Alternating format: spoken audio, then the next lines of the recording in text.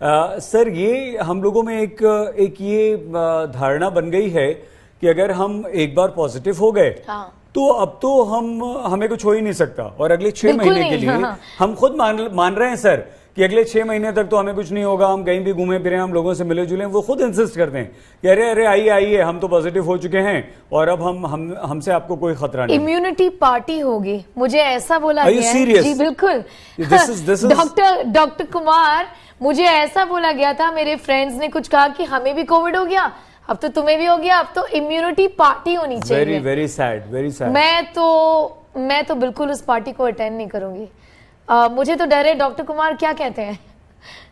देखिए, मैं बताना चाहूंगा सभी दर्शकों को, क्योंकि आज तक देश में सबसे ज्यादा देखा जाता है, ये एक मिसकंसेप्शन है कि अगर आपको कोविड हो गया है तो आप जो है 6 महीने 9 महीने के लिए सेफ हो गए। बिल्कुल नहीं। ये देखा जा रहा है कि जो हमारी इम्यूनिटी बनती है कोविड इन्फेक्शन के बाद, ये वेरी करती है depending upon patient to patient. कई पेशेंट में इम्यूनिटी 3 to 6 मंथ तक लास्ट करती है, कई पेशेंट्स में 1 to 3 मंथ्स में ही कम हो जाती है।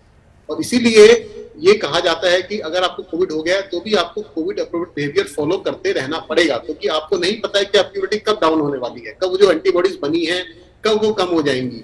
और इसीलिए कई ऐसे पेशेंट हैं जिनको कोविड हुआ, 3 मंथ्स के बाद फिर सेकंड टाइम फिर कोविड हो गया। ऐसे कई पेशेंट हमारे पास भी आए हैं। और बूस्टर डोज के बाद जो आप बता रहे थे, डेफिनेटली देखिए, ये जो ओमिक्रॉन है ये इम्यून एस्केप करता है, हम सब जानते हैं। और जो हमारी वैक्सीन हैं वो पुराने वाली वेरिएंट से बनाई गई थी। और हमें ये पता है कि जब कोई नया वेरिएंट आता है तो कुछ ब्रेक थ्रू इन्फेक्शन होते हैं, जैसे अब हुए, और ओमिक्रॉन में ज्यादा पाए गए। लेकिन अच्छी बात आपने इसकी देखी है कि किसी को भी सीरियस इन्फेक्शन नहीं हुआ। ये इसका कारण तो ओमिक्रॉन पर से कम करता है, और दूसरा वैक्सीन का भी जो प्रभाव था उसकी वजह से भी इन्फेक्शन कम घातक हुआ।